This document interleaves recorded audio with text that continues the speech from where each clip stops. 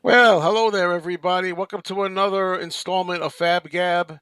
And this time we're going to be talking about the red and the blue, the tracks on here, the demixes, putting them back together. I love that case. I should have waited. I should have stuck it out, Yeah, waited for the case. I love the case. You know, and and find out about what we think of the tracks, which ones we like, which ones maybe not so much.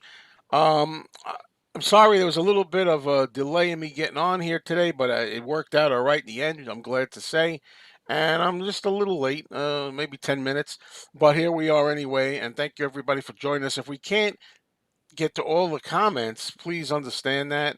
Do the best we can. It's hard when there's a bunch of people talking, so do the best I can. First, of course, we got Beatly Tone here from Beatly Tone's Beatles channel. hi And everyone. Hi hello, Joe. Tim. Hi Tim. And Tim Allen, we have here the Snap, Crackle, and Pop Vinyl Hour. New episode this morning. This morning, how is that for timing? Can you find timing like that? In fact, that's the reason I invited Tim on it because I wanted to make sure he could promote his show. So that's not the reason why there. But anyway, okay. Thank you everybody, Woodland Goblin, all everybody's here. I appreciate it. Thanks all. Well, I don't even know where we should really start. Well, you guys had time to listen to this tone. I think you put a video up, at least one of the blue. Did you put Yeah, two? I've Oh, did, no, I'm still working on the red. oh, But I've done the oh. blue. I've done the blue. Did you hear enough of the red that you could discuss a little, or do you? Or Yeah.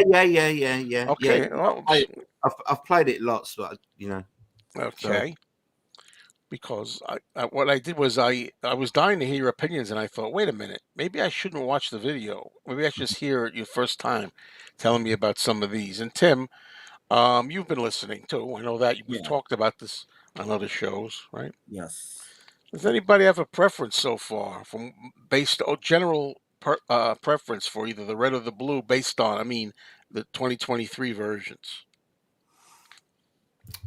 um, well, I'll always prefer the blue just because of the material that's on there. But if we're talking about the actual remixes, Yeah, then I mean the red is winning hands down. Uh, yeah, you know, because it's full of it's full of remixes. Only really the Revolver stuff and Paperback Writer that we've had before. Whereas on the blue we've had lots. There's only really six new tracks that have been remixed, but obviously the actual on the strength of the actual material, the blue yeah, wins for me. Yeah. yeah. Okay, how about you, Tim? I'm the opposite. I think I'm an early Beatles guy, so I prefer the red, and I agree though that the red is better than um, the blue as far as some of Giles' choices I'm not in love with on the blue, but that's just the mixes that he did earlier for the most part. And but there are some I'm not nuts about on the red too. But I think he did a great job, and he's to be congratulated in my opinion. Yeah, overall, I would, for me, I mean, I always say the usual speech. I mean, I'm always hot and cold on Giles Martin. I don't like some of what he's done because to me, certain songs, I mean, specifically, I feel like something's lost or, eh, leave it alone kind of thing. And other times I like an improvement. Um, but with these, this might be out of everything that he's been involved with as far as this type of thing. I think I like these the best. Maybe Sergeant Pepper, 2017, and these as well. So I'm pretty happy overall, which is I'm glad I can say that. But I got my reservations. Now, Tim, you were saying about I don't know if you or somebody was or Tone was saying about how like there's certain tracks that were added here and which ones I guess get that out of the way first. Are there the tracks that are like choices that you wondered why they were on here, the new tracks that were added to the original, or you would have had it in their place? Just on the record, I know we've talked about this on other places, but for the Yeah, show, I know people love it, and I'm not nuts about Tomorrow Never Knows, just because it's a greatest hits record, and that's getting a little out there, I think. I would maybe I'd replace it with an earlier track, like The Night Before, or something else from Beatles for Sale, for gosh sakes, which is almost ignored. And I'm Yeah, not nuts about I Want You, She's So Heavy being on there either. I'd rather, yeah, in that space, you could have fit Free as a Bird and Real Love. People seem to want those. In that right. same space, you could have fit both of those tracks. Um, but Mm. other than that, I'm glad. I've said this before. I'm glad the way it sounded when they were first describing it, when the news first leaked out, it sounded like they were almost going to take past masters in this and put it together. And I'm like, I wasn't for that. I don't just want 62 to 66 and 67 to 70 to be A's and B's. I Right. wanted some tracks on there that are a little bit deeper than that and have never been compiled before, at least on CD. And they kind of did that. They did a decent enough job. Well, of course, we can all pick personal favorites. There are people who are doing that. Nobody, I've yet to meet the person that likes the idea of Glass Onion being on this. Anybody here like? Yeah, Not the. I don't mean against the song, but yeah, just that's another inclusion. one. I would have picked something a little more, you know. I'm thinking radio friendly when it comes to this Mm. sort of thing, because that's kind of what it is. And Glass Onion isn't really, for me, maybe Martha My Dear would have been a better choice, or Travel Savoy Truffle. Yeah, I purposely didn't. I don't like. I put it purposely. It's been. I got 2:30 in the morning. I got up, folks. Okay, I Mm. didn't sleep on it. Well, anyway, I agree about for me. Although I like the song "I Want You, She's So Heavy," I didn't like it on this. But other people have made the argument that a lot of newer young generation seem to like that song, and that fits them, and they're thinking more of the younger people. So, the tone. Let's get some of your views on all that. Yeah, I mean, I think it's like you could ask 500 Beatles fans what the extra tracks should have been, and all 500 of them will come up with a different Yeah, set of tracks.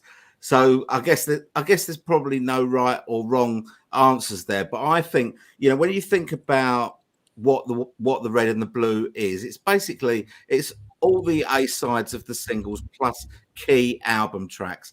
And I think something like Glass Onion is punching above its weight really to be considered. I mean, I love the track, but I don't think it's a key track. Mm. Um, there's others that I wouldn't have put on here like Roll Over Beethoven or Yeah, I um, figure we get to the covers too. Yes, as a yeah, yeah, separate issue. We'll go over yeah. those too. but like Tim says, you probably get 3 tracks in the amount of time that it takes to get from start to finish and on I Want You, She's So Heavy. Um, but also because it is a compilation, you kind of want and you I think that they're trying to attract a new audience with these. That's why they're adding extra tracks, and you probably want to pick the most instantly accessible songs for a compilation. And I Want You and Glass Onion, great as they both are, and don't really fall into that bracket. I mean, something like just off the top of my head, something like When I'm 64 would probably have a greater, wider appeal to Mm. casual fans that are picking this up for the first time than Glass Onion. Yeah, yeah, yeah. I think you're certainly right. There could be 500 different opinions on what should Yeah. go on or not. I thought there was too much Revolver on here. Myself. Not enough Beatles for sale, like Tim said. I, Like I, that. I, I think they rushed it, and that's why there's so much Revolver on there. The less they had to remix. These are remix, so we'll use a lot of that because we already got it. When you said about rushing, I'm wondering. That's a good time. I'm going to bring this up because Robert S. asked us, "Do you prefer the running order on CD versus the vinyl?" He likes the CD better. The CD, for those who don't know, though most of you do, it's chronological, goes in chronological order, which I like. And when you were saying about maybe they rushed it, I don't know. There's stories out there that with the vinyl set, they already had them pressed to follow the 1973 configuration with the 2 discs, and then thought, oh, let's add extra tracks after they did it. So they had a third disc. All the new tracks are on a separate disc Yeah, all over the place, which is really a turnoff to me personally. And I like the CD better. Thoughts? yeah, me too.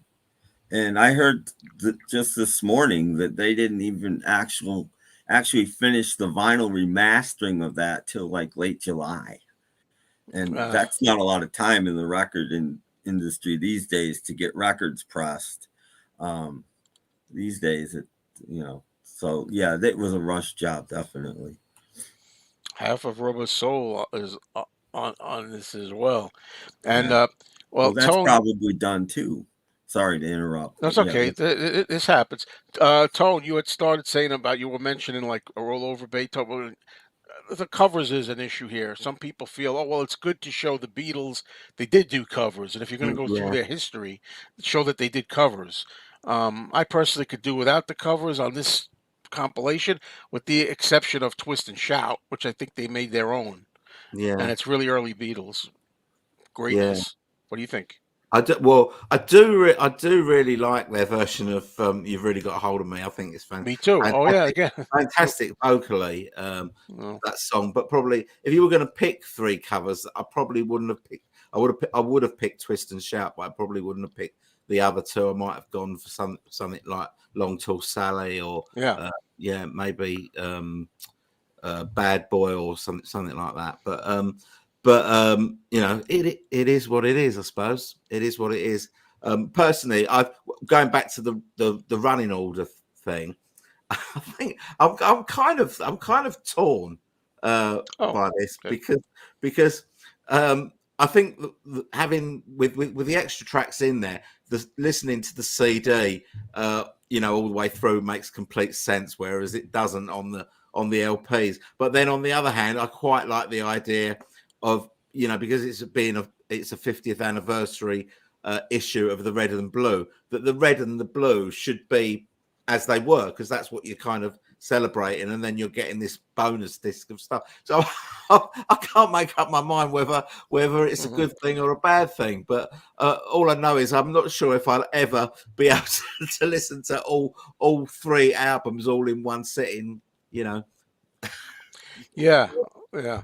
you, I you I know, was I this is what I always say. I mean, I love their cover of Roll Over Beethoven. Like we say, we always say that because doesn't mean we don't like some of these, but I would have preferred. Do you want to know? I don't even love. I never loved. Do you want to know a secret? I always say that, but I thought it would go on here pretty good because it was a hit. But then when I say that, Tim rightly says Roll Over yeah, Beethoven in it was Canada. a hit and was a big hit in Canada, and it did chart in America. I don't think it hit the top 40, but it did chart here, um, Yeah. even though it was a Canadian single.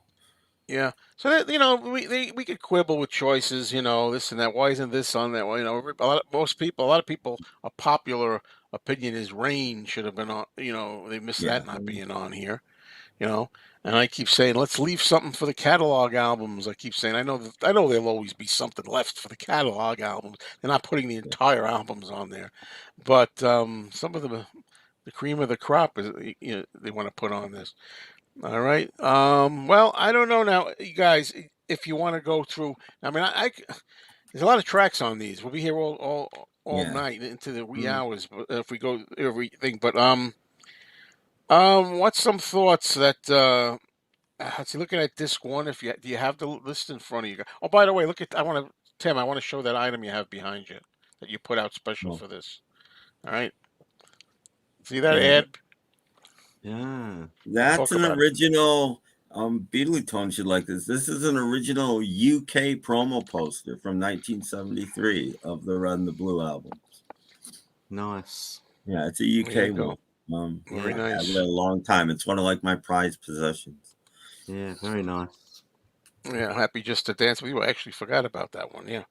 So let's start with Love Me Do. The version that's on here is the Ringo version, not the Andy White version. At first, I was thinking, oh man, they have the Ringo Starr version already on the single, Hmm. with Now and Then. So why didn't they put the Andy White version on here? But I don't know. What do you think of that? And also maybe the work they did on this. Anybody, just shout it out. Yeah, I mean, it's the Andy White version on the original Red, isn't it? No, Right. It's no, not. it's It's not. not. All right. Well, in that case, it makes sense. I think for it to be the On the Ringo. Red album, I thought it was No, Andy no. White. But when he's done, I'll speak on that because I know a little bit Yeah. about it. Because I thought the first time was in the U.S. anyway. I don't know about Okay. well, rarities. They touted it on the rarities Yeah, album, it's on 19. rarities because it's not on the Red. Well, that's what I'm saying. The Yeah, Ringo album, the Andy White album. Did I understand you right? The Andy White album is the one that's on. Was Did we understand right? Some It's please, about please me, but 2:30 a.m. yeah. The album version, the album version was on the Red. Right. That's what I Yeah, thought I said. I remember we got it backwards. That you didn't get the Ringo version originally. no. Right. Yeah. yeah. Okay. So So yeah, so that's what I mean. So yeah. it would have made sense to have the Andy White version on the Red album Right. because that's how it was originally. As far as what they did with the song goes, I think we know that it was the tapes had gone and they had to find a really clean copy of the single. It was a needle drop, and the fact that it was mono anyway. So when you kind of convert mono to stereo, you're basically repeating the same thing in each speaker. So you kind of get that.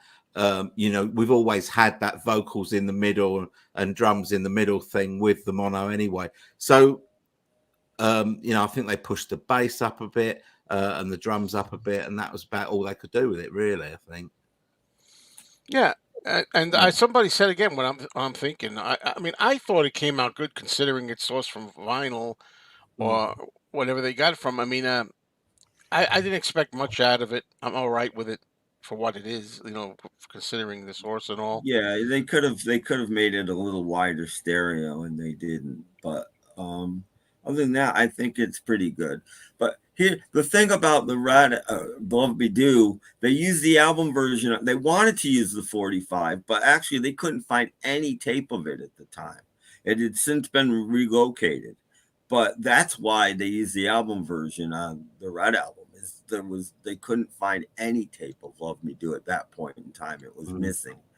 So I think that's why they put the single version on this time because they would have on the first time if they had it, but they didn't, and they didn't want to do a needle drop in 1973, so they used the album.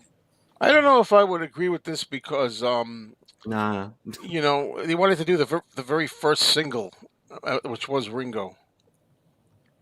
On the drums, not the Andy White version. So Mm. that's why they wanted to do that. But Yeah, everybody likes and what they like. I heard today originally they were going to use the mono mix, and Hmm. then they just at the last minute decided no, we'll put the stereo mix on the single. But originally it was slated for the mono mix. The original 45 version was going to be the B side of the single. Okay. So in going through these, like say disc one with all these early tracks, I think that the most I'm impressed with were the early tracks. For me, what I like best is I felt that Ringo's drumming was brought up more. That's one of the things I wanted to hear. Mm. I was amazed at how much I could hear his fills and things. I was hoping that would be the case, and it stood out for me on a lot of almost all the tracks I'm looking at here. Um, I could.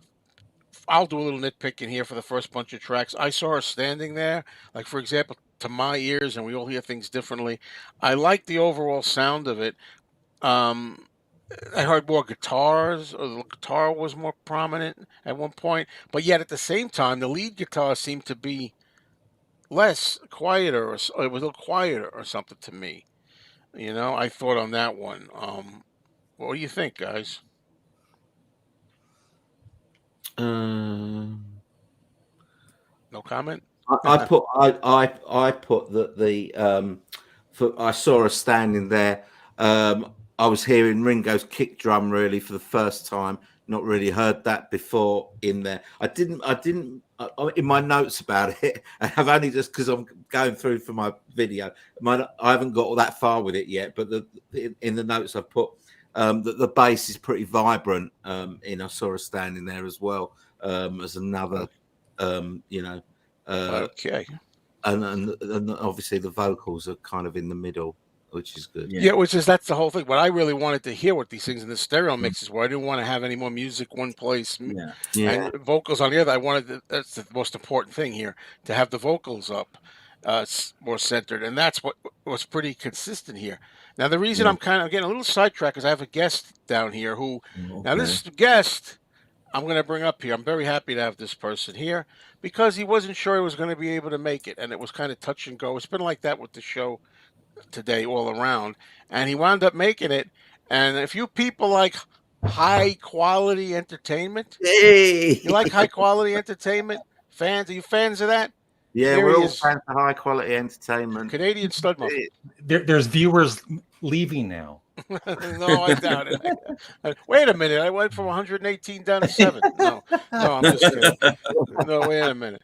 No. I've got my notes here, Joe. Oh, okay, Larry. What? Oh, what did you? I don't know. Did you hear any of what we were talking about, or you just came on? No, I just last minute or two. Yeah, so we're just basically starting to talk about the tracks themselves. I mean, I don't know. Like I said, I don't know. I could go through every track, but I don't know how long you want to do that. Larry, we were talking about. I saw her standing there, basically just starting out with "Love Me Do," "Please Please Me," and I saw her standing there. Twist the first 4 or 5 songs, the first bunch of songs on here. Yeah. What do you think of some of these? Yeah, as you said, what stood out to me, well, for most of the remixes, is Ringo's drums. Yeah. Like that's the most impressive thing about the overall remixes for me. Absolutely. Yeah. That's what I wanted a lot. 2 things. I wanted Ringo's drums to be prominent more.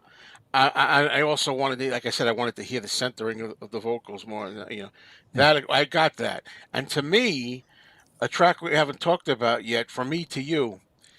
I mean, That's a good one. we're all different. That's my favorite track. I mean, I don't. It's not my favorite song, but I've gained a new love for the song more than I usually do, based on this.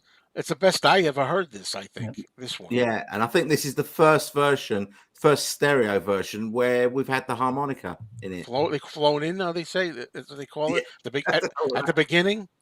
Yeah. Isn't that something? Yeah, and man, I heard the guitars really, jangling there, and I'm like, this is just great.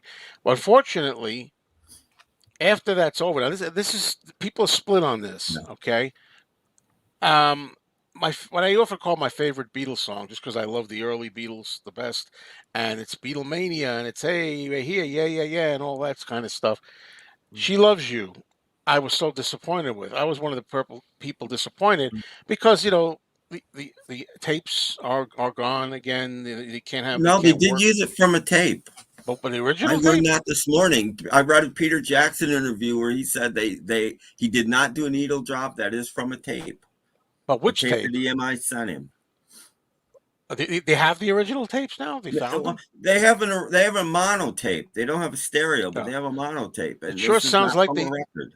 It wasn't Scotch tape it was on, was it? No. He said it was from an EMI tape that they sent him. And what I miss? Sorry, what I miss with the remix from compared to whatever else is the power of Ringo's drums is kind of weak in this remix. Yeah. I did like the whole power of the song. Yeah, I've heard better versions of it. I've heard clearer versions of this before, but along with the clearer versions, I've heard what I call the pesky edits, because I didn't know for a long time, as growing up as a kid and all, that this was taken from different takes. "She Loves You," and you can hear, once I found that out, and I think it was Past Masters originally or somewhere. I'm like, oh my God, I hear it now. To that, every time I hear it, I rather listen to the old US Swan 45, where you just, it sounds a little jumbled, but you can't hear the edits. So I don't pick up the edits on this too much. No, they did a good job fixing them. But it sounds to me a little muffled. I'm glad it's in stereo, but I prefer the mono version of that. Definitely. But I'm glad there finally is a stereo version. And can I go back a little bit for just a second? I want to talk just briefly about I Saw Her Standing There. I think it's very odd that George's guitar is lower in the mix, but yet I hear it better than I've ever heard it before, which is just very odd. It's lower, but it's more present. I hear it. And he's doing interesting things. So I thought that was interesting. Oh, okay. And we kind of skipped over Please Please Me, which they made an interesting choice because there are some screw ups in the stereo. And they could have demixed the mono version and they didn't. They chose to use the stereo instead. And when the harmonica goes out of sync, they just sort of buried it instead of using the mono and fixing it. Well, they got the vocal flub too. There's the vocal flub. Yeah, they just made an interesting choice there. They should have just demixed the mono on that. Yeah, I agree. I kind of, so, I always say I prefer some songs in mono and some in stereo. I think "Please Please Me" is a song I've always preferred more mono, the mono version. Yeah, for me. It's funny because on Revolver they kind of used the mono as a template for some of the mistakes that have been on previous stereos, like the missing backwards guitar on "I'm Only Sleeping" and things like that. They kind of corrected that on the Revolver one, but it's odd that they didn't do the real obvious one is the messed up Paul's backing vocal on the verse after the solo, where he sings the wrong verse. You know, another thing I like to say before I forget, Tone, you said I think the bass sound really strong, or right? Yeah, I was disappointed because I always hear Paul's bass on these things being brought way up, and I thought, Paul's gonna have, Ringo wants the drums up, Paul wants the bass up, but at least on the system I was using, and everybody has different systems, they listen different ways. I was disappointed that I thought the bass was going to be. I had the bass all the way up, but it didn't really thunder the way I would expect it. I've heard other versions of "I Saw Her Standing There" where I'm following the bass in my head, alone in my head, boom, boom, boom, boom, boom, boom, boom, and I don't hear it. And then to my ears again, John at the end when he's singing along with Paul, "Since I saw her standing there," I can't hear John too much again. I'm used to hearing him that way. You know where I hear more of the bass, the lead guitar, John, and everything on the outtakes. It's funny. Sometimes on outtakes, I hear it sounds better to me than it does what they released. So any thoughts? Just let them fly. Any other tracks? Just let me know. Otherwise, we'll go on to "I Want to Hold Your Hand" and "This Boy," which both of them I loved. Excuse me. I loved both "I Want to Hold Your Hand" and "This Boy." I was so afraid they were going to do that thing. With "I Want to Hold Your Hand," some of those versions, stereo versions, where it starts out very slight, ding, ding, ding, ding, ding, ding, and then the vocals come out, and they had it all like right there, to my ears. And I love the clarity. Clarity is a big word, as Matthew Street would say, and clarity. This whole thing has more clarity, I think. And "This Boy," when I'm listening to "This Boy," I'm hearing more of Ringo on the drums more. Yeah, that's what I was going to say. That's brilliant on "This Boy," because there's not that much to the arrangement of "This Boy," but that the hi hat bits that Ringo's playing is one of the standout things from that song. Yeah, fair enough. Larry, you have any notes or thoughts on any of those? No, "I Want to Hold Your Hand" is great, and I'm actually thinking ahead to 8 days a week, but I know. Oh, I definitely want to get to that because I definitely do. "Can't Buy Me Love." I don't know. I don't know how to describe that. Well, that's a little disappointing. Maybe I like "Can't Buy Me Love" more mono myself. I don't know. I mean, it certainly was vibrant and all over the place, but it just sounded very different to me for some reason. And the only one that noticed to my ear when he does the scream in the middle sounded different to me too. I thought it was more with like a wow, more than ow. I was like, well, maybe I heard two screams. I thought they were all double tracked screams or something. Anybody? Well, his vocal was double tracked, and if you listen closely on every version I've ever heard, you kind of hear him say "Can't Buy Me Love" twice. It's slightly off, and they fixed that. And I don't know if I like it or not, but it's definitely different. It's definitely not there. Yeah. You hear "Can't Buy Me," and that's not there. And I'm like, that's interesting. I don't know if it's good or bad, but it's a difference. Okay. Anybody could just, if you have anything, just jump in. I don't want. I'll move on. Yeah. Otherwise, if I don't hear anything, I'll figure there's not much to add. But you can't do that. One of my favorite, lesser songs that you don't hear a lot about. I love you can't do that. Um, I liked yeah I liked it quite a bit. I don't know. I was expecting that one to knock me out a little more too on this, and it it didn't, but it was good. I like that. Now, I'd heard a lot going into this, A Hard Day's Night. Some comments before I'd heard it were like, "Oh, if The you love bongos. bongos, Yeah. right, you're gonna love this." Now, again, over the years, some of us have heard so many versions of these on vinyl and import Mm. different countries. I've heard so many, and I hate the versions where you hear "It's been a hard day." Really, I said, "My God, this is going to be Bongo City when this comes out." Yeah. And then I listened to it. I'm like, "Oh, the bongos to me Yeah. didn't sound that bad." You can hear them, but Yeah, yeah, they're. Yeah. yeah.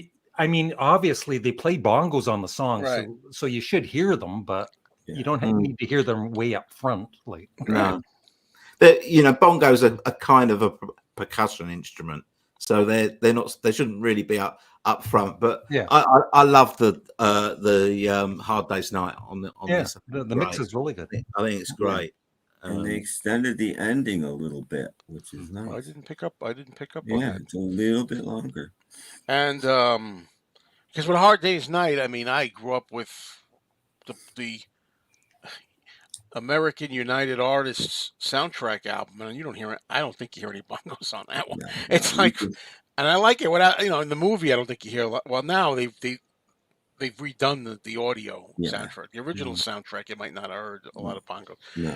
but I think overall it was a pretty strong version. Yeah, I thought something was missing with the opening. Ching. I thought, I don't know, it should have sounded more big to me or something, and it didn't. I don't know. I thought it was fine. We all hear things. I don't think anybody's got it. I dare say, I don't think anybody has a problem with "And I Love Her." I thought it sounded wonderful. Yeah. I thought maybe the bongos were slightly too loud in that one, more than A Hard Day's Night. I mean, I'm not even sure I ever realized there was bongos in that song before, and I love there they were. I was like, wow, there's some bongos there. Bongo solo. I was like listening. it. I'm not. I don't dislike it. I was just like, wow, that's On the stereo version again from old albums, different countries. On the stereo, I always hear Paul go after the last "And I Love Her." You hear I don't know if it's a throat clear or something. You always hear him go or something like that. And I was listening for it. I heard it here, but it wasn't as intrusive as I'd heard it in other versions. Some people never even notice it. It's not. Well, Larry, this is the time.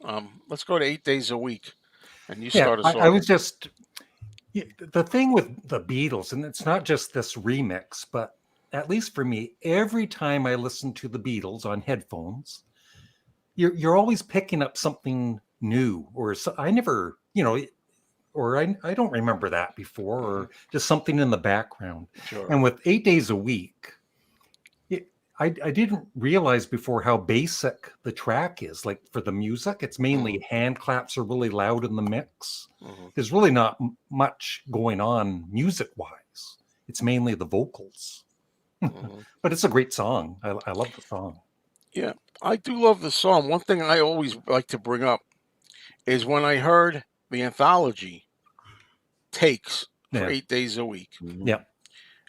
I loved Ringo again. I'm hearing fills. I'm hearing I ain't got nothing but love, baby. And all this kind of stuff. And I'm like, ever since then, when I hear the track anywhere, I'm like, where is it? Yeah. Why is it so subdued? Yeah. And they're there now. It's almost like the outtakes, you kind of can hear the drumming that he's doing. And I love that about it, this version of 8 days a week. And we finish off with "I Feel Fine," "Ticket to Ride," and "Yesterday." Any thoughts on those? Yes, "Yesterday" is one of my favorite remixes. That sounds great. Yeah. Yep. With the splitting of the string quartet. Yes. Instead of having them in one speaker and Paul in the other, they've split the cellos in one and the violin. They did the same thing with Eleanor Yeah, Rigby on Revolver, same yeah, thing, and it makes a world of it difference. just really and works. then Paul's vocals. He's just such a great singer because he's not, some other singer might overdo it, like Mariah Carey type vocals. He just sings the damn song, right? And just really good job on it. I Ticket feel. to Go Sorry, I ahead. was just going to say. I feel fine. I thought the drums were brilliant in that because he's kind of got part of the kit in the center and some of it on the left as well. Because it's a very complicated groove that he plays on that, on cymbals and toms, and with a cross stick across the snare. And I love how they split that up. It sounds really really good. I think. Okay. I'm really when I heard it for the first time in my car, and when that first note came on, I was like, man, that's loud. I Yeah. don't think it ever been Yeah. that loud before. Yeah. I was like, holy, It blew you out of your car almost through the like, ejector seat, wow. just like in Goldfinger. Mm. Yeah. I would say I want to say Ticket to Ride.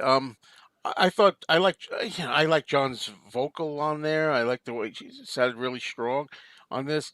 I'm saying how much I like Ringo's drums being up more, and I thought I was a little surprised to my ear that when I listened to this, I didn't think it sounded as pronounced as I wanted there to be a little more oomph to them.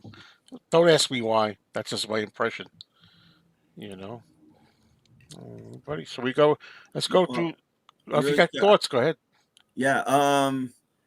Well, that's another one that's slightly extended. It's about 6 seconds longer than it was before.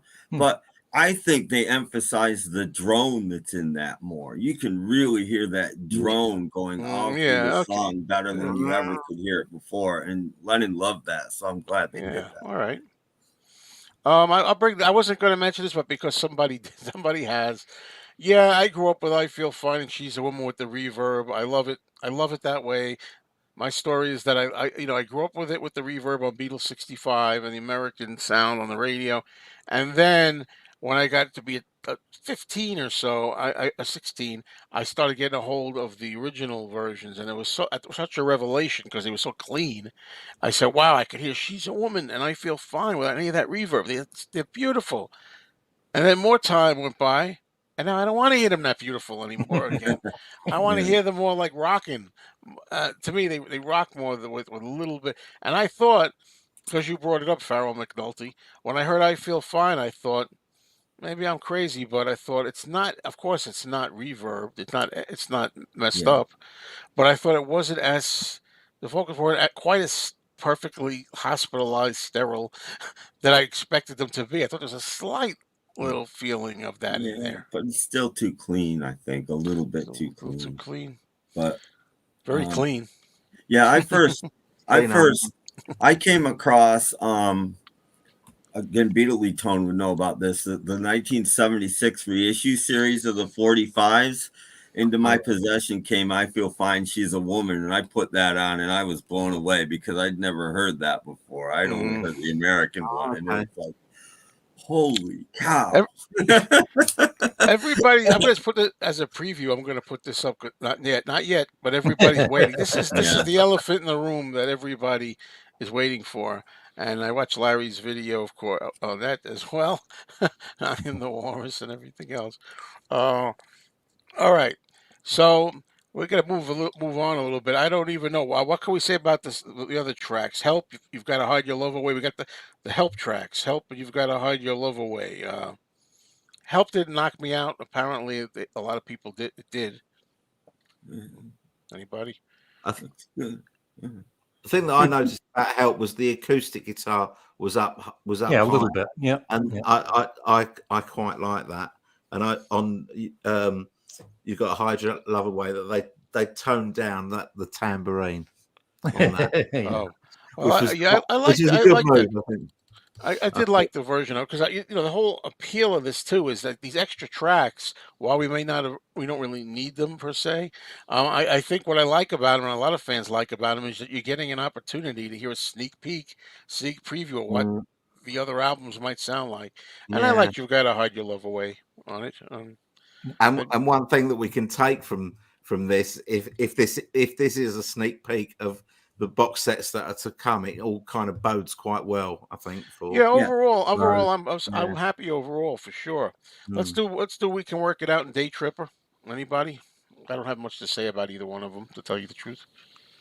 Well, I I I I, I think because I've said this before that to me, Day Tripper, I think the drums are maybe a little too loud. I could picture the band playing on stage with Dringo's drum kit at the front of the stage and Yeah, the other yeah, three guys behind him. I mean, it's just like it's all Ringo's drums, which is yeah. Mm. not necessarily terrible, but it's different. And Yeah, one other thing I noticed good. is on some of the early songs, the remixes, Ringo's drums will be in one of the the left or the right channel, but it sounds okay, right? hmm Mm. hmm I will put this up here now because a little promotion here. I'm going to do. There's a show here on YouTube. Things we said today. They've interviewed Peter Jackson before when Get Back was out, and he loves the show. Things we said today, the Mm. podcast on YouTube, and he actually loves the guys and loves talking to them. And there's a 3+ hour Peter Jackson interview that I Wow. recommend. I watched. I just happened. That's not why I was up at 2:30 in the morning, but I was up at 2:30 in the morning, which I never am, and I was like, "Oh, look at this!" I started listening to it, and he does go through. He uses Day Tripper as an example. How they isolated, demixed everything. He has the Mhm. tambourine by itself. He has the guitar by itself, and drums and everything. And he demonstrates that at one point on there with the tape. And I thought that was good. There's a lot more that you'll find out that's exciting in this Peter Jackson interview, which this is no place for to talk the rest of it here. Mm. So check that out. Um, so where are we? Okay. Yeah, I don't know why neither one knocked me up, but now we get to the Rubber Soul tracks, of which there were a lot here. Half of the album. One, two, Mm. three, four, five, 7 tracks on here. I think the Rubber Okay. Soul remixes are the highlights of the whole package. Oh, fantastic. Yeah. Yeah, because that's supposedly going to be the next one. It's not confirmed, but that's what Giles Martin had talked about after Revolver. He said they're going to, the next one will be Rubber Soul, but when. So, um, I don't know what I can say about these. I've heard people say, let's go down the line. "Drive My Car," never a favorite song of mine. I like the version here. Yeah. Yep. Yeah, it's fun. Okay. Mm. I love "Norwegian Wood." Yeah. I made the best version I've heard of it. You Yeah. know, I like "Norwegian Wood." I like Nowhere Man quite a bit, but people are telling me that the timing is off or something on the drums or something. A lot of people have said that. Maybe nobody here's heard it. I No, didn't pick up on that. If anybody knows about that kind of stuff, it sounded good to me, but I'm not a musician, so I yeah. don't know. There was something wrong with the timing of it. Yeah, I need to compare the 99 version with that Yeah, one because I Mm. really love the 99 me too. version. And this, they're close, so I don't know. Yeah, most people are saying that. Well, most. I got to watch my words. There's been a good number of people that have been saying that they prefer the '99 Nowhere Man of the Yellow Submarine song track, and that's a great mix, that album, and I agree. Michelle, thoughts in my Yeah, life? Really nice. Michelle, I think all the Rubber Soul, like Larry says, all the Rubber Soul tracks are fantastic, including "If I Needed Someone." But the track that I was a bit about before, which I really like on this mix, is Michelle. Yeah. That's Yeah. really gone up in my Yeah. estimation. I think it sounds fantastic. Yeah. Paul's vocals are so crystal clear on it too. I just Yeah. really like it. It's yeah, that took me by surprise, I suppose. I Yeah. guess. Um, in my life, girl, anybody?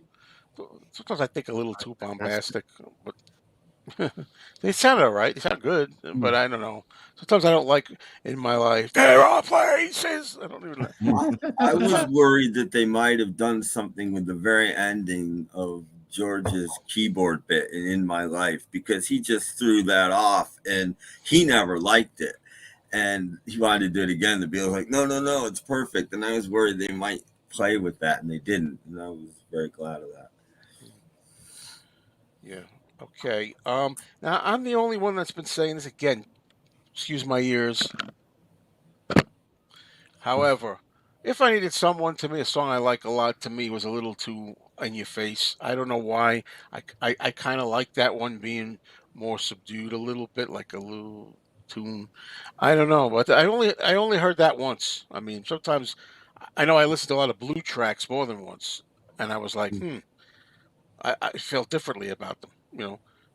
Some of these tracks I didn't love the first time. Second time, I appreciated more. So. Then we have Paperback Writer, which to me sounds excellent. But we got the Paperback Writer. Yeah.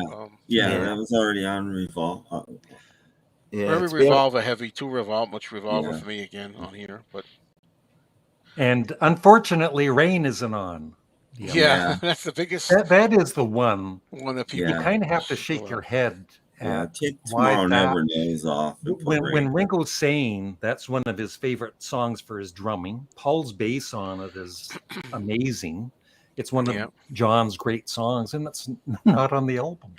Yeah, I Yeah. don't have much to say about those tracks, but please, if you guys do, by all means, talking about, um, you know, uh, Eleanor Rigby, which I like here, Yeah. Yellow Submarine, Yep. Taxman, got to get you into my life. I'm only sleeping here, there, and everywhere, and Tomorrow Never Knows, closing out the album. mm, Um, I I still like Tomorrow Never Knows better on the original. I think stereo mix. Better than this. I don't mind it being on here. I mean, first I love the song, but also looking at it from an objective standpoint. Anyway, I think it's a real tasty way, like give you what's coming. As they close their early album with Tomorrow Never Knows is where they're going to go in a different direction. Yeah. I like that about it. Ooh, we got through that, huh? Oh, that's good. Doing pretty good timing considering. what do we think about do you think that the if Rubber Soul is the next box, Mhm. has the edge been taken off it, or are you more excited about it? But when I say has the edge been taken off, because we've already got half of it, so we're only when it comes, Yeah. we're only going to get half an album. But we don't know what else we're going to be getting, so that That's makes true. it exciting That's still. That's that's true. We know about the bonus stuff too. That's just what Yeah. I'm in that's for mostly.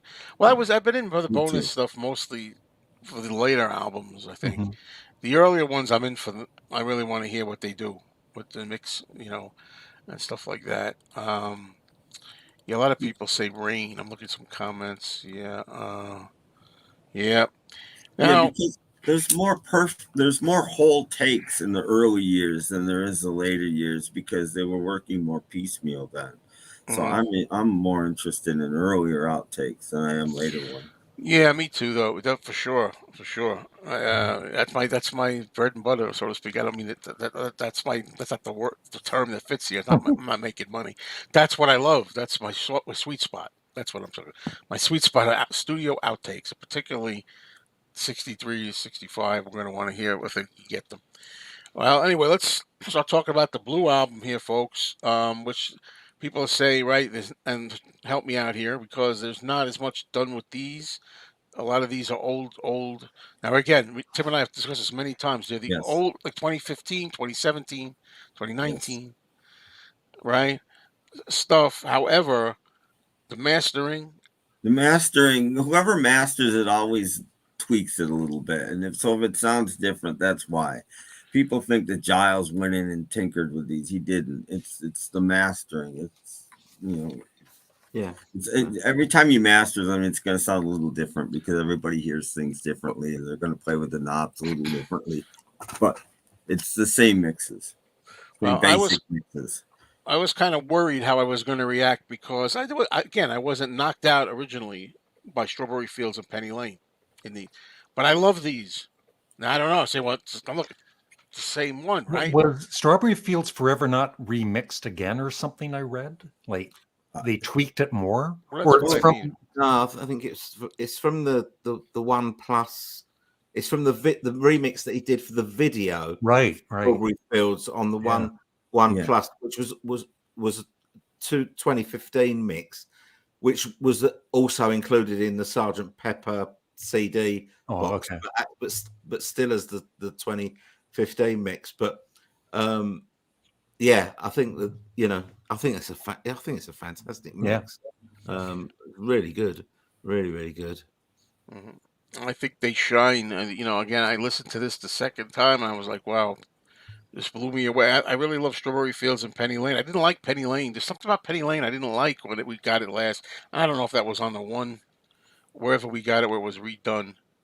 Um, Yeah, I don't. I've never thought like I love the song. I've never thought it's one of their best productions for some reason. Like mhm. something off about the production. But Yeah, it almost great song. distorts towards the end on Mhm. almost every version. Hmm. When the horns come in, you almost get this sound. Just technology of the time, probably the Yeah. best they could do. I have nothing but praise for me from the Sergeant Pepper tracks, the way they sound on here. Sergeant Pepper, Yeah. with little help from my friends, Lucy in the Sky with Diamonds.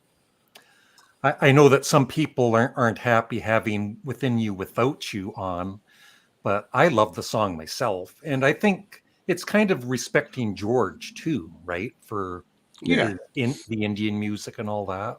yeah. I mean, that's the thing. I mean, it's not one of my favorite songs, but I do like it. It's Yeah. just not on my top of the list. If I was going to do like you attempted, you did it that time when Larry, when you had all the songs Yeah. ranked, Yeah. every song, that wouldn't be near my very tippy top. But I do like it, and I appreciate having the Indian influence in there. I might have liked the Inner Light on here, maybe a little bit, if it was a little shorter, maybe I don't know, but that's a personal thing.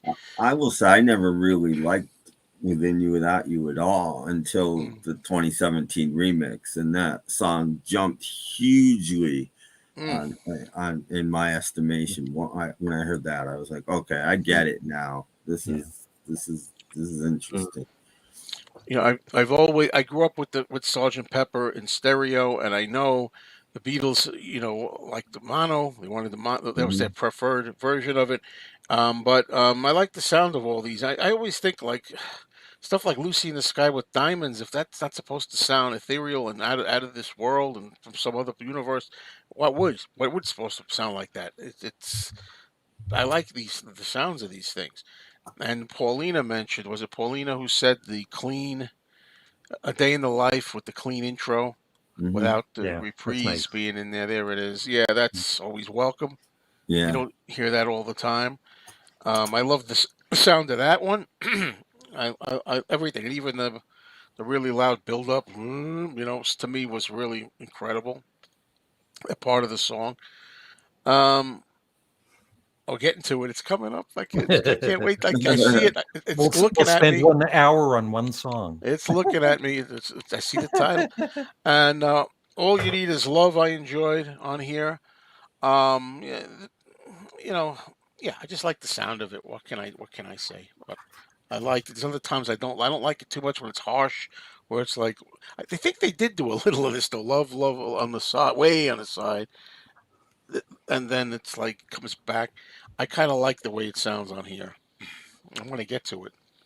Mm. Everybody ready? Yeah. All right. There's a song here that is called, and on this album, the title is "I Was the Walrus." Not I am, though. I was. Oh, they changed the name of the song. Yeah. And there's mixed feelings on here. I got a lot to say about this. I want to get mine out of the way, and then you guys please tell me everything. There's mixed feelings on here. Some people say, I love this. This is fantastic. I really love it. And other people say, they destroyed it. He destroyed it. It's butchered and all this kind of stuff.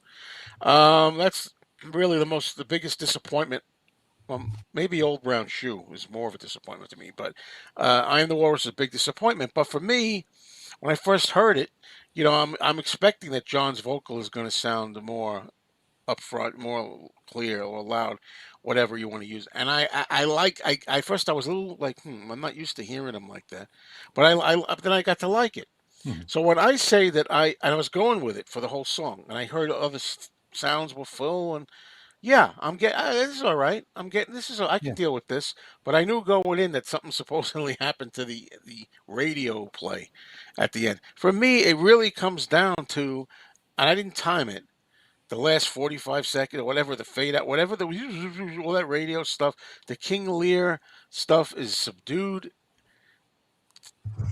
I think I saw a poll was taken. I don't know if it was Larry's poll. A lot of Yeah, people. I did a poll, and I think about 60% of my viewers liked it, and the other, that's still a big chunk, like 40% not liking it. The new Yeah, but remix. I'm It's wondering still, though. I mean, again, you gotta be careful. But I wonder how many people. First of all, people don't really know it that well. I mean, a lot of people yeah, do, I'm sure, but they're like, "Oh, I liked it. It sounded great. John sounded great. The effects were great." But yeah, yeah, I'm with you. I'm with you.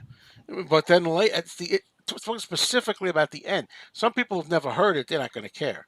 They're not going to even notice the difference. But if you've had it ingrained into your head, like so many of us have, it's almost to me like all that kind of the noise and the sounds and everything going on in the radio, exactly as it was always presented, is almost part of the. It's like the vocals. It's almost part of the lyrics. It's almost part of the song's fabric. And now it's something totally changed, yeah, different. Something yeah. we've never heard that way before. That's my take on it. Not everybody will see it that way. So let's go around. I'm going to go around in the order here. How's that? So that would put Beatley Tone up first. I don't Okay. know. I want to All hear right. this. I'll do it. I'll do it. Yeah. I am the elephant in the room. It should be called now. Okay. So my honest opinion of this is, for the first 4 minutes of the song, this is the best remix or the best version, stereo version of Walrus that we've had so far. They corrected that horrible edit in the middle. The bass is more audible. I like that sort of the after see how they run. I like that panting thing that Yeah, what is that? I noticed that. Yeah. they've added in there. I like all this little stuff. There's little percussion. Percussive sounds after sitting in the English rain. I'm not sure what it is. It sounds like it's some sort of muted tambourine or something like that. But yeah, or maybe a shaker or something like that. But I just really like it. And then with about 35 seconds to go, That's what it it is, all right? goes a bit weird. Now, this radio play thing that they've used here it's the same as they used at the end of the Love mix of I Am the Walrus, but not as long. It's not as long, and you kind of get like about two or three on this version. You kind of get about two or three, umpa stick up your jumper bits, and then this radio play comes in, and I'm thinking, well, look, I don't particularly like it. It's a bit like Son of Revolution 9, and do we need Son of Revolution 9? Probably not. But the only bits really that we're really losing are a few, umpa sticky up your jumper bits. Which you need. Do we? If we've got two or three of them, do we need 7 or 8? I don't know. But all I know is for people that have never heard I Am the Walrus before, it's going to blow their little minds. Yeah, It's going to blow their little minds. Well, Yeah. it's not. I know it's not my turn, but Well, the very first, like I'd heard, it's a bad mix and all that. The very first time I heard it on, I live in an apartment building, so I use headphones for the most part. I loved it because it was different, but it was just with headphones, it was amazing. So I'm happy with the remix, and I can always go back and listen to the well, the we older hope one. so. Yeah, Because the thing about that is that's a good argument, and people do say that, yeah, and I'm hoping that that's the case because this may become like the the one that you hear all the time on the radio and everything. Granted, a lot of us we're always going to have our old recordings, so that's not an issue. Yeah. But it may be replaced. I don't know. And I, does anybody care? I don't know. I do. no, I do. I do. I want to say first that I like it. The song in general I like. It's never sound. I mean, it's always gone to fake stereo halfway through, Right. and it doesn't. And that, thank you. You know, thank you. Whatever else you've done, thank you.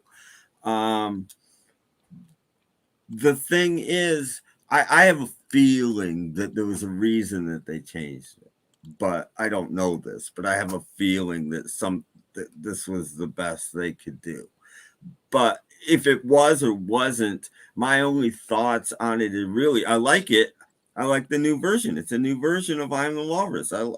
That's fine. But maybe it doesn't belong here. Well, Is my do Rarities 4 and put it on there. That's my feeling.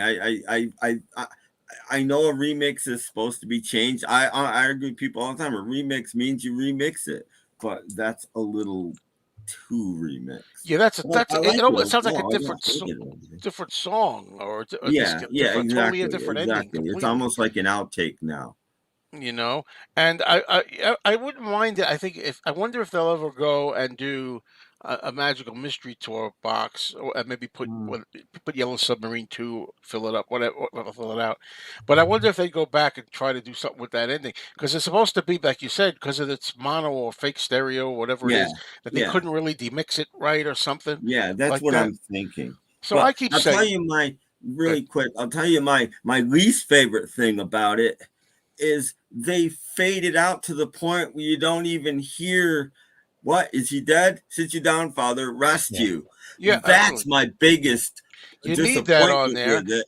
That should have been brought up and It should then have been end brought the up, and people. song with that. Yeah, I Yeah, agree. People will it's kind say, of, "Go ahead." Oh, sorry. Go ahead, Tone. sorry, I was just going to say that it's kind of rushed all together, isn't it? It fades right out. Yeah.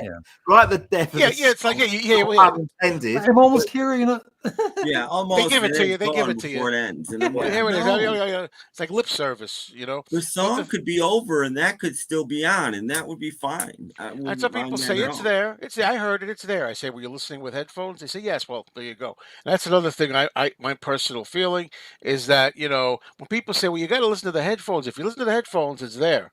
You can hear things. And I said, "Yeah, but I think these things should be able to come across on the radio, on your stereo speakers. You should be able to. Shouldn't have to be required to have an ear set in order to pick it up, in my opinion." But some people say, "Well, that's what young people listening today a lot, And I'm earbuds." sure that orchestra stuff in it was always there. It was just buried in the mix before. I'm sure it But was there. what I'm wanting to know is, and I mentioned this a few times, not being an expert on mixing or music, I wonder if it's feasible that they could have said, well, look, we're going to get a lot of guff for changing that ending sounds so different. Well, we'll do the first, it's three-quarters of it the new way. Even it's more than three-quarters. Like Tom was, I think, I don't know how many seconds Yeah. is we're complaining about here. It's about 35 Yeah, seconds. 35, and the last Yeah. 35 seconds, copy the old mono in there to let it go, or whatever, fade it, bring whatever they bring it up in so you could hear it, but tack on the end. We cover, and maybe if you have to have a disclaimer, the end didn't have to be that way because we couldn't demix or something like that. Uh I don't know. It kills me. It seems like such a little thing, I know. And originally I was saying at first, I'll never play that again. There's no reason to play it again. I was saying I'll never want to You were play that so version. mad. And now rent video. So now I figure what I'll do is, but now I have a different. I listened to this whole thing during a ride, a Yeah. long ride up back and forth, and it was beautiful day. It was perfect sounding. To hear it like with that clarity and that vibrant sound. And I thought, all right, I'll listen if when I put this on, and I say I will be listening to this on trips a lot. Over my life, and I think I'll play it through. I'll let it play, and I'll say, okay, this is the version. Different, nice to hear something different. Yeah, sometimes I just hate that last 35 seconds. Any more on the Walrus thoughts before we move on, guys? I think we covered it, huh? Yeah. If there's any more, Things I could bring up. What is this? It was already corrected with the full song in true stereo in 2012, just fine, long before demixing ever existed. That isn't a reasoning for whatever the new mix is. It wasn't. It was a fake stereo mix, Brimley. They couldn't. It was Yeah. always mono. There was no stereo. They used the mono mix when that Shakespeare thing came on, and they mixed that live. So there was only a mono mix of Yeah, that. it has to end like that, Was when they So, did it. what is he dead? Sit down, father. Rest you. Oh, you ever hear a little Yeah, like yeah. this, a little like this chanting, whatever they're doing. I hear one little at the end. That's how it ends, folks. That's how it ends. Okay. I'm doing a rant video here. Yeah, That's you the should. ending. You should do a rant video on I Am the Walrus. I mean, what would you like if they took the beginning of off a Hard Day's Night and just start? It's been hard. Would you be all right with that? It's the same thing to me. No. I don't know. To me, it's Mm. the same thing. But people have different opinions, and that's all right. Just my Mr. Mayo opinion.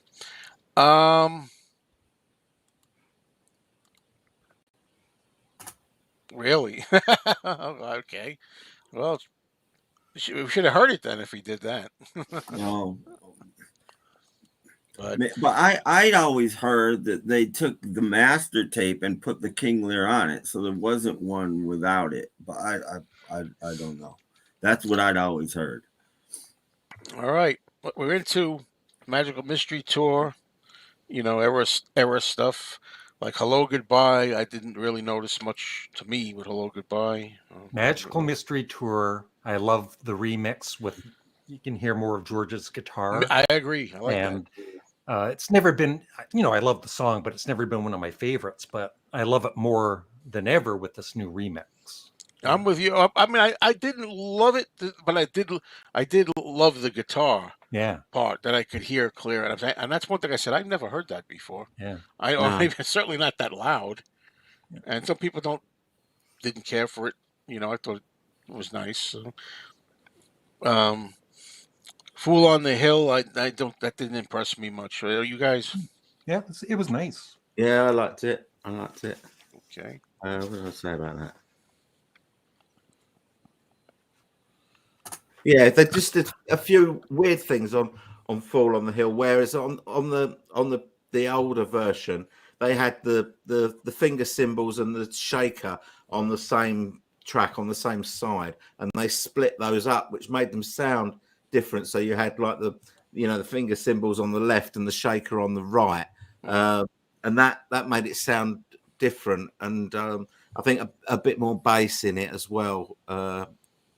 Enhanced it a little bit. I liked Fall on the Hill. Okay, that's good.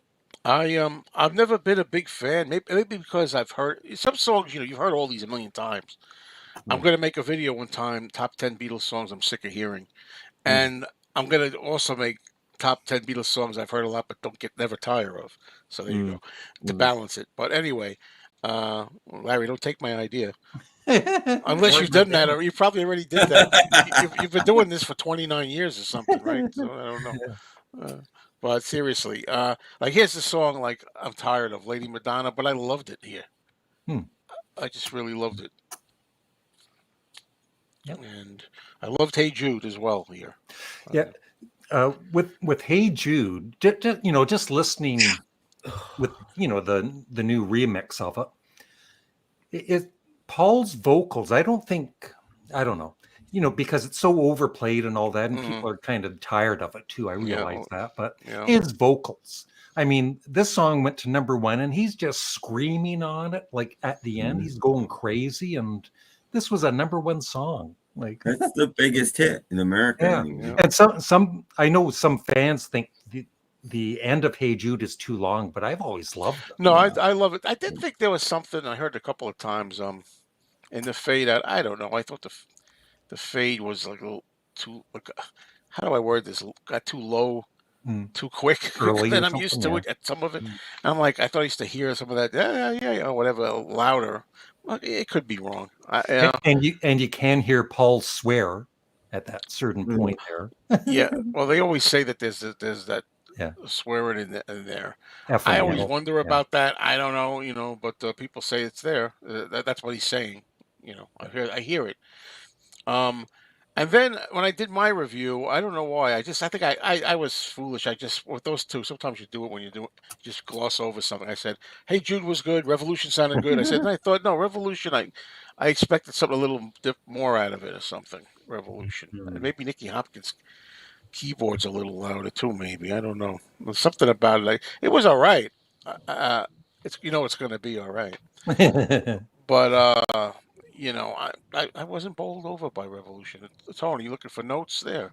Yeah, no, I was just looking to see because I've done my video on the Blue album, so I was just looking to see Yeah, I haven't. what I said about Let's see here. Revolution, and but my notes are basically about what I've noticed has changed from from the most recent mix before this one, and there is I think I've again it's just sort of the lead guitar is now in the center where previously it was either left or right, Yeah. and the bass had been higher. But I kind of I think that the bass being higher gave it a little bit more of a dirtier feel to it.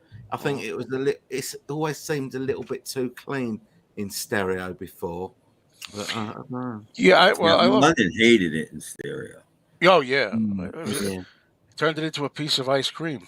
Yep. He said. Whatever that means. Yeah, yeah. I Well, mean, what flavour? he said it was tutti frutti. I think. Mm. They told it was like he said it was a heavy record. Like they said it was a heavy record. They made it into a Yeah. piece of ice cream. And I'm thinking, I like the Mono Revolution better. I think when you hear it that way. But well, we get to the final disc, and we got the White Album stuff here, which we've heard right on the White Album. I didn't notice any changes in anything. No. Did any of you anything to say about the White Album track? Let me read the White Album tracks first.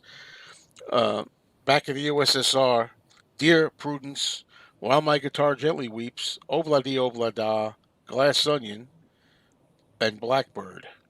Those are the ones from Yeah. the White Album. Mm. I still when I hear While My Guitar Gently Weeps on the White Album here, there's things in it I like. I mean, it's weird because you're hearing different stuff. You're hearing if you're in the right mood, I'm hearing it clearer, and I'm hearing more. And I'm like, oh, that's nice. But then at the end, I just don't like George's moaning or whatever that is. He, I like a little of that, but I'm just not used to it being so prominent at the end. That's what I think Yeah, I'm I'm fine used with to. it. Yeah, I to be honest, I didn't really listen to anything on the Blue that we'd already Yeah. got. Yeah. I I did was that the first time. mostly I skipped. concentrating on the remix. I will go back to them, but one thing I don't know what you guys think. That so there's a lot of not a lot, but there's a few standalone singles that appear on the Blue, like Hey Jude, Lady Madonna, Ballad of John and Yoko, that haven't had a remix. They've used the Love remix, but on the Red album there are songs, standalone singles that are that are on the Red album where they've done a remix, even though they've been on they've got a version on the one album. So why did they remix the Red but not the Blue? Because we haven't had on any of the box sets we've had so far, we haven't had Lady Madonna. Because they're going to, because those albums haven't come out yet, and they will be bonus tracks on the appropriate albums. So that's why. And they didn't do the new ones because those albums have already been out, and it was a time crunch. I think if this wasn't such a rush project, they might have.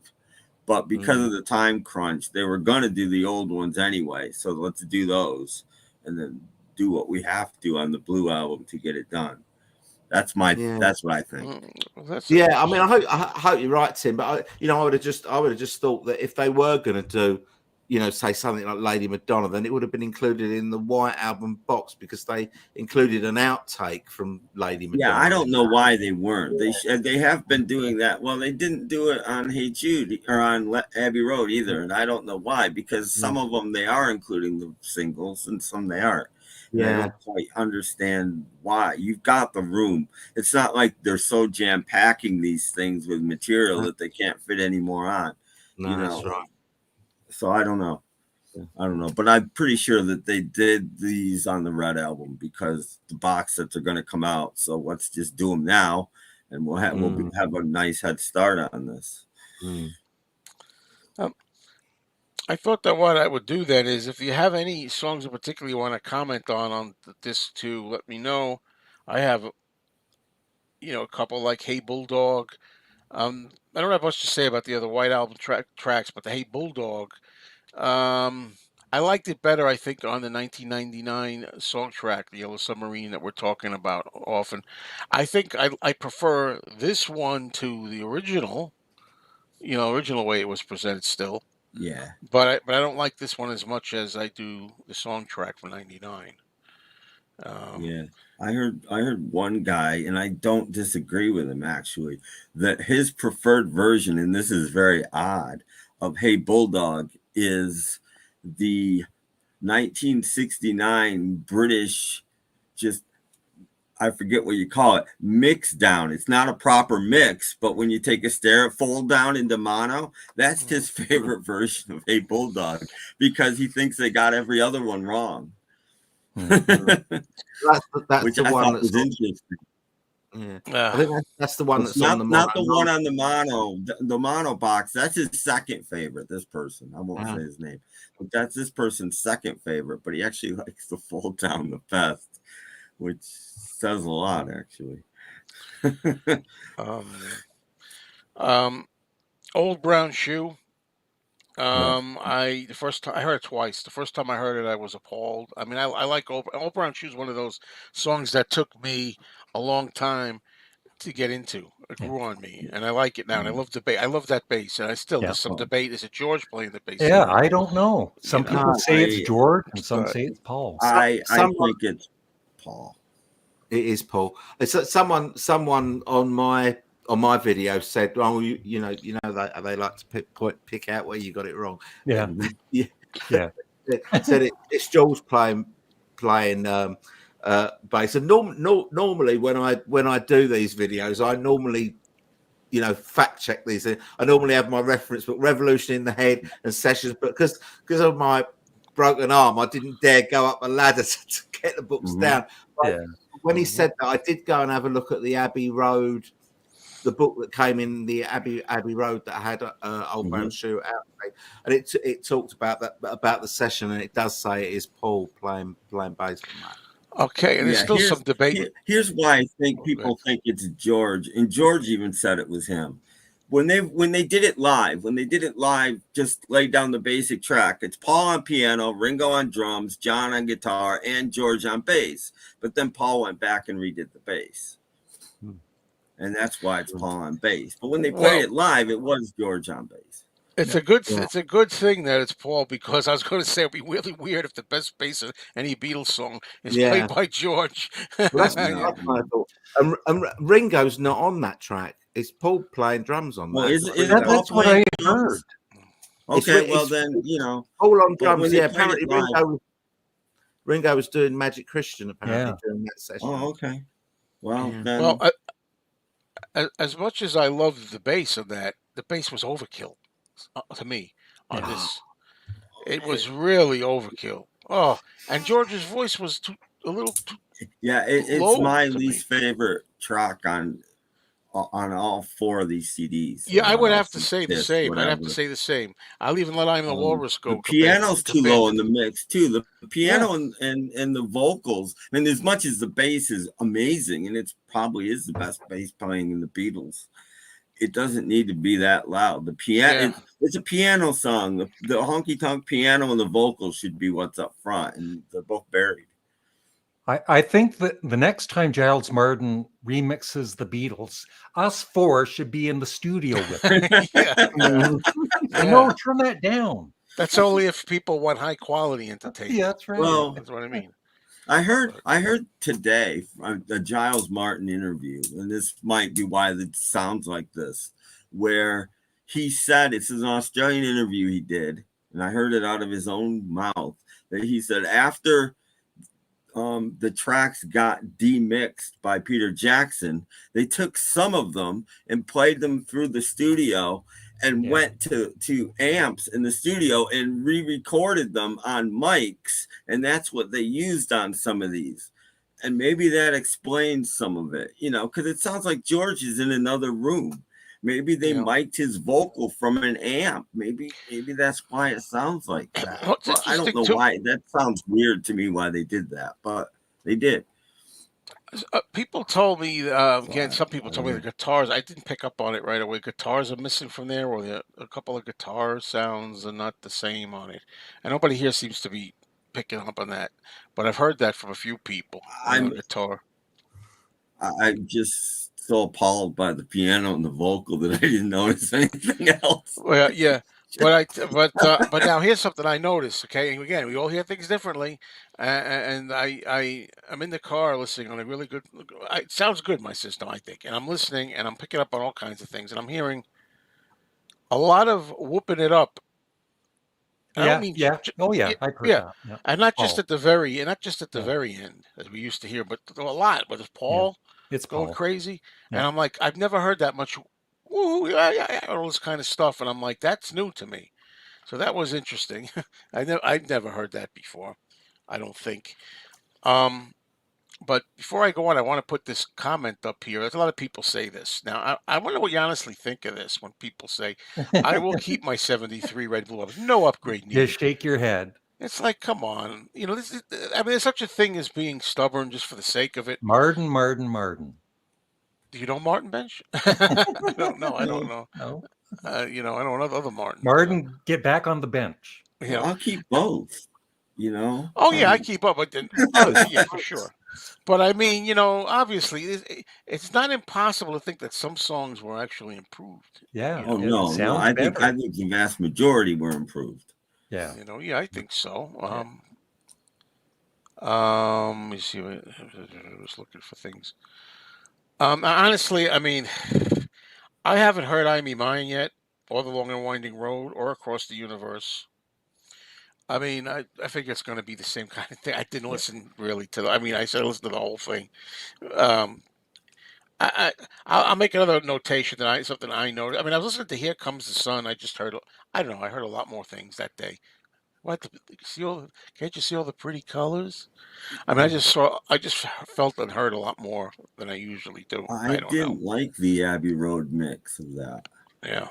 So it was too busy for me. I think there's a 1994 and 1995 U.S. pressing of Abbey Road for some reason. It sounded weird.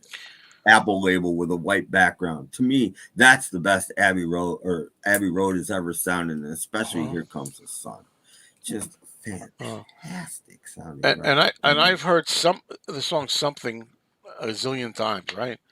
And that's one of the songs I might make my list. Songs I don't want to hear anymore, or whatever. But I'm listening, and again, this is from the Abbey Road. But this time, I'm listening on this.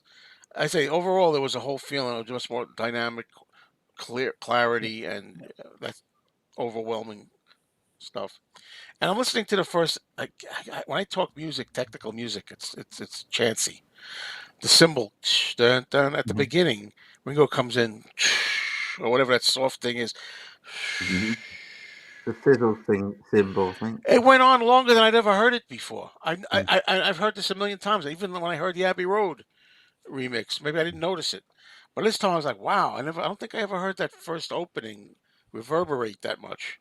And I'm like, that's little things like that really worked here for me. That's a notation I have. I have not played "I Want You, She's So Heavy" on this, so maybe I'm missing something there too. I like to hear more Billy Preston on it one day. To hear a little more of that. Any thoughts on these last songs, fellas, at all? And we'll get to Now and Then if you like. Just that I haven't paid much attention to the last part either. Yeah. But I Let It Be is about my second favorite of Giles's remix, but it's because he didn't do too with much. it very much, basically. Yeah. And he gave all the songs a uniform sound. For the first time, they sound like they're recorded in the same place, and they're not recorded in the same place. Which So I thought he did a good job on that one. So I'm sure the they're fine. I've always preferred the album version of Let It Be over the single, but they're not going to Me too. Me too. change that. So that's going to stay. So, other than that. And just to go back to the Red album for a minute, some Beatles fans, they're kind of complaining about using the cover versions for Roll Over Beethoven and You Really Got a Hold on Me. Yeah, we talked about the Beatles started doing covers, right? And they were big fans of Chuck Berry and Smokey Robinson. So I feel they should be on the Red album. Well, I'm glad you voiced that, because before you joined us, I mentioned that some people say, well, that's part of their history and shows what they were playing in those days, And one other song that I feel should have been on the Red album is Boys. Oh, well, I always like hearing that song. Yeah. I like to hear that with the Ringo drums. should have been more represented somehow. Either Boys or Matchbox. One or the other should have been on there. Just one thing before I wrap up the end of these last songs, I always put in the Abbey Road didn't thrill me, the job they did on that, but I did like Oh Darling. That's my favorite on there. And I like it here too. And I don't know what it is. Again, you think you hear something many times, and then you hear something differently, and it works for you. And I thought the harmonies coming in are more crisp and loud, and almost doo-woppy. Like, I never thought of this song as a doo-wop song, like, doo-wop, and I'm like, wow, I never really thought that I never really heard that compliment Paul's singing so much before, but it really comes in. I love the way that it sounds on the newer mix of that. It's funny, when I heard Now and Then when it came on, I still think it fits good as a last ending song on here. It does, yeah. It sounds like the Beatles. People say not the Beatles. I'm like, that's a whole debate that I thought it was a nice way to end it. I listened to the Red and the Blue all the way through, and my only problem with Now and Then is if you look at what it looks like visually, it's the most brick-walled song probably in the entire Beatle catalog. It's just nothing but noise, and I'm like, come on, guys, you could have toned that down a little bit. Don't tone it down. No, it's brick-walled. It's got no highs. That's how it was. If you what we talk, did I hear the beginning of of Hollywood Bowl? What? I must have missed what we were talking about. But this one here, that's what I've been saying. I've been saying that, I was some of these I was a little more keen on than I have been in the past. Again, they were all mastered for newly for the album. So the person that does the mastering isn't going to do it exactly the same as the last person. So there are going to be tweaks. You get the songs in a board, right? And you're setting all the dials the way you want them set, not necessarily the way that the last person set them. You have instructions, but so there is going to be difference there, but that's not really a remix. That's a mastering. It's a remix is going farther than that. Well, I'm glad that they did a little remastering, a different remastering. Yeah. Well, they kind of have to if they're taking songs from different sources, i.e., different albums. They've got to remaster the whole thing, and it's going to be vinyl. You're going to do that. Yeah, he does sing "Shoot Me." I confess I didn't play Come Together either. Yeah. It's always been "Shoot Me." You can, but I've never heard the beat. I've never heard it. And I still wonder why. It's funny, like when John did it, even in 1-to-1 concert, he just does the shoot. He doesn't say the shoot me. He just goes. He does shoot. He's like imitating the record, the way it's at. But I just wanted to say about we were talking a little about Now and Then. To me, after you're listening to these songs with all these harmonies and these classic Beatle eccentricities and everything on there, it's on Now and Then. I mean, you get the harmonies from Because. I mean, it sounds Beatley. I think it sounds a Beatley tone. That's what I think. And I'm like, yeah, it sounds perfect ending to me to this album. So, any other final thoughts, guys? Yeah. This comment by Farrell McNutley. God, Boys is so creepy. It's funny, but ... Well, if Ringo liked Boys back in the 60s, there's nothing wrong with that. And first of all, it's a B-side, a Shirelle song. Yeah. It's a B-side. and they're singing about boys. But the thing is, I always thought, as a kid, I never thought anything. I just thought that he's trying to champion, like, let's hear it for boys. Come on, girls. There's nothing I'm creepy talking about it. boys. Girls. Get with it. And even if he was like, no matter what, it's not creepy. Not that there's anything wrong with that. No. But he's singing in the song. My girl says when I kiss her lips, blah blah blah blah, and they changed it. And I just figured he goes, come on, boys, they're a bundle of joy, girls, let's go. He's kind of like to get the girls interested. That's what I always think of it. But the energy in that track, and Wrinkle's killer vocals, right? Great I track. just wish it was on the Red album. Great track. I love it. Can't wait to hear it on, as I do my impression, as Larry might say, I love it. So I had a lot of fun doing this. And again, any other thoughts? Shout them out while we're still here. There's lots of thoughts here. I said in another stream that the song that we didn't talk about in the beginning, "All My Loving," the way it's mixed, we didn't talk about that. The way it's mixed now, to me, on every other version, it sounds like almost every time Paul is saying "All My Loving." And now I'm hearing distinct "All My Lovin'" with no G, like most of the time. And I was like, wow, what? Because it always sounded like he was singing the whole thing, "All My Loving." But now it doesn't. Now it sounds like he's just saying "All My Lovin'," which is just weird. And again, not bad, just different. I don't know why. Maybe I passed over because I expected. I don't know what I was expecting from that. A little more. I don't know what I could have expected from it more, but I don't know. It didn't strike me as a big change.